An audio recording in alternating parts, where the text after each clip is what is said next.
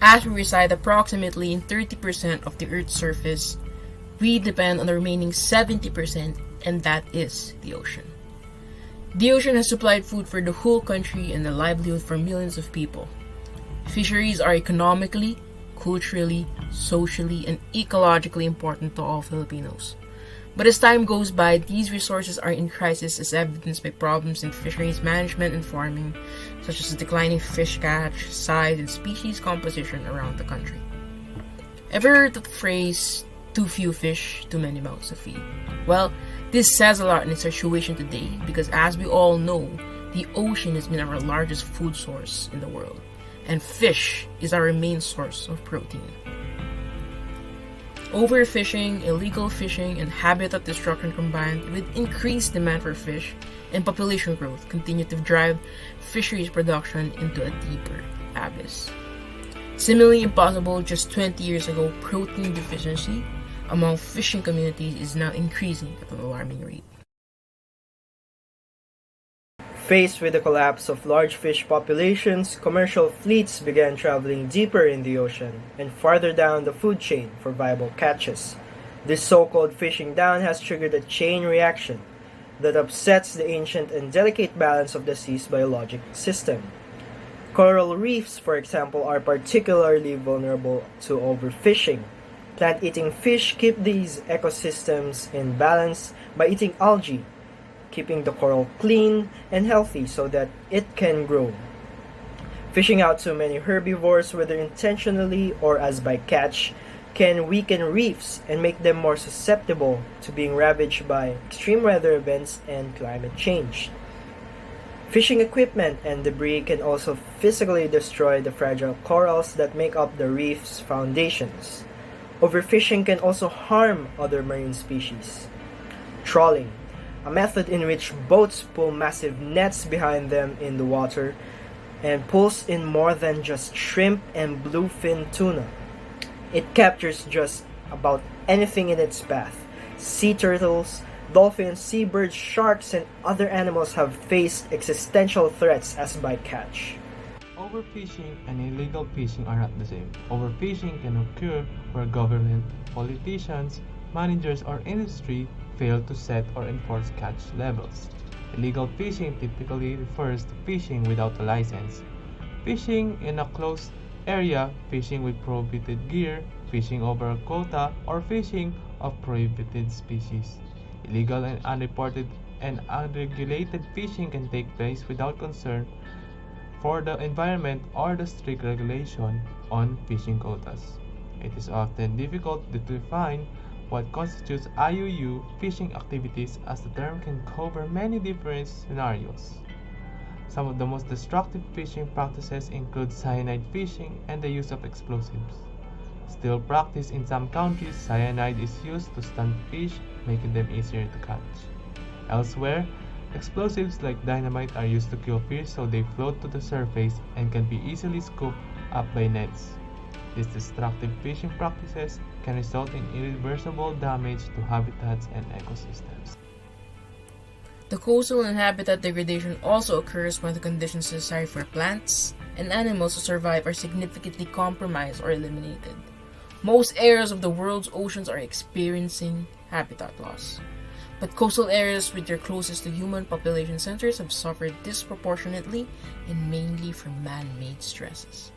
Habitat loss here has far-reaching impacts on the entire ocean's biodiversity. These critical areas, which include estuaries, swamps, marshes, and wetlands, serve as breeding grounds or nurseries for nearly all marine species. Aquaculture is one of the fastest growing forms of food production in the world, and the fastest growing sector in the livestock industry. The latest group of innovations in agritech could very well come from the water, as something we could call as Aquatech. Today we will focus on our top 5 innovations: disease prevention, vaccine delivery, fish meal replacement, sustainability solutions, and supply chain management. Tremendous opportunity exists right now for those interested in investing in the solutions to these issues. Let's take a look at the 5 key areas mentioned. Disease prevention is a critical aspect of aquaculture. Changing ocean temperatures and water quality make animals and plants more stressed and susceptible to disease. Yet, innovation is lacking in prevention compared to land-based agriculture. There are few emerging opportunities for sustainable innovation. For example, the massive problem of sea lice. This includes using cleaner fish to graze on sea lice in aquaculture pens, physical barriers, or skirts. Another will be feeding supplements to boost natural defenses to infection. Clearly, this is an area desperate for effective, scalable, and effective innovation. Another promising innovation in tackling disease prevention is the oral delivery of vaccines as an alternative to labor-intensive hand injections, where each animal is individually administered a vaccine. Some progress has been made through the introduction of mechanical injection systems, but handling stress remains an issue. Oral delivery would be a boon in terms of efficiency and ease of use, and is suitable for all ages and sizes of fish. It reduces handling and damage to fish, while it can also be used repetitively as fish mature, and could prove to be less costly while yielding lower mortality rates. Fish meal replacements. Most feeds rely heavily on fish meals and fish oil made from recycled fish parts. Rich in nutrients, these feed supplements result in large, healthy land and marine animals. But overfishing is putting supplies at risk. At the rate aquaculture is growing, traditional fish meal supplies aren't likely to keep up with demand. Currently, high-quality algae feed is expensive, but it promotes good health and boosts nutritional properties. Another alternative is plant-based solutions such as soybean protein concentrates. Another interesting fish meal replacement option is insect-based feed, particularly cricket, mealworms, and black soldier fly larvae. In aquaculture sustainability facing threats of overfishing, ocean warming, and toxic waste, aquaculture farmers are looking to increase economic, environmental, and social sustainability. Incorporating water quality control, conservation, the efficient use of fish meal, and responsible sourcing behaviors are all part of that equation. Land-based closed-loop farming, are also known as recirculating aquaculture systems, combine fish farming with other aquaculture farming techniques. Blockchain in aquaculture is a digital record of transactions that is publicly accessible and incorruptible by any single entity. Blockchain first made its name in digital currency transaction processing, but there are signs it could be used to exchange information about a fish's origin, history, harvest processing, and delivery, producing a transparent and verifiable origin of each singular aquaculture product. If blockchain becomes pervasive, it could change the entire infrastructure of the fishery supply chain, adding the transparency and accountability necessary for sustainable practices. One of the emphasized messages of Pope Francis in Laudato Si is everything is interconnected.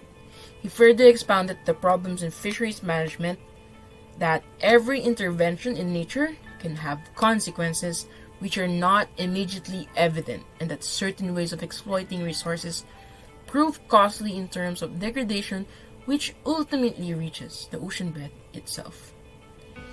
Then he added that what is needed, in effect, is an agreement on systems of governance for the whole range of so-called global commons. We must view marine life as equally important to land life. The ocean is the largest ecosystem on our planet, and it is the planet's life support system. The ocean is the downstream of everything, so all of our actions, no matter where we live, affect the ocean and the marine life it holds.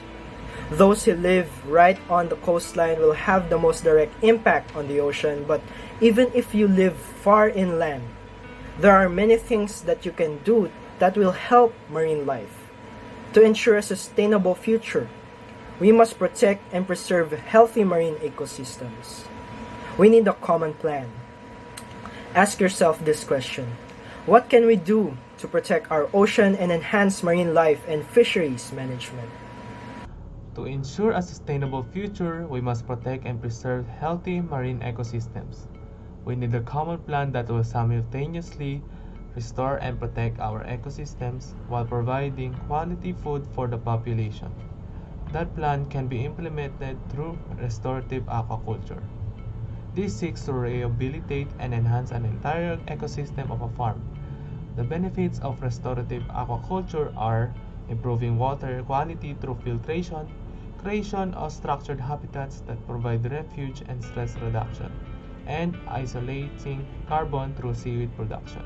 With these methods, protecting and preservation of marine life will increase the chance of success in protecting our marine life and giving a promising future to both our ecological system and to our population. Another thing you can do is mind your carbon footprint and reduce energy consumption. Reduce the effects of climate change on the ocean by leaving your car at home when you can and being conscious of your energy use at home and at work. Well, we can also promote enhanced fisheries and aquaculture management. I would like to repeat the word enhance. We need to establish rights-based fishery management where fishers are guaranteed a certain portion of the catch, but also agree to adhere to certain limits like how much fish they can catch and at what times of the year fishing is permitted. We can also demand more sustainable fishing farms. Regulation nets and fishing equipment can prevent high levels of bycatch fish and other sea creatures that aren't being targeted by fishers but are picked up by equipment like trolling nets. Another thing is traceability standards that require the fish importers and vendors label sold fish with information about where the fish came from. These disclosures help make the supply chain that deliver fish from catch to market more transparent and help root out illegal fishing. The standards also better informing consumers about where their fish is coming from. Another thing is declaring certain waters protected and tightly regulated or outright halting. Fishing in those waters is scientifically proven to be one of the most effective overfishing solutions. Expanding the size and reach of these marine reserves is a simple way to prevent overfishing and restore marine ecosystems.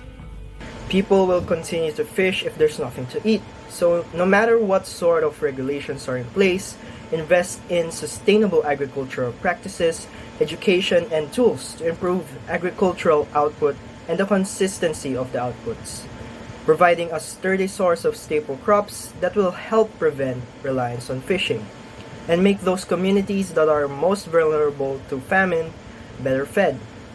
All life on Earth is connected to the ocean and its inhabitants. The more you learn about the issues facing this vital system, the more you'll want to help ensure its health. Then share that knowledge to educate and inspire others. With every drop of water you drink, every breath you take, you're connected to the sea.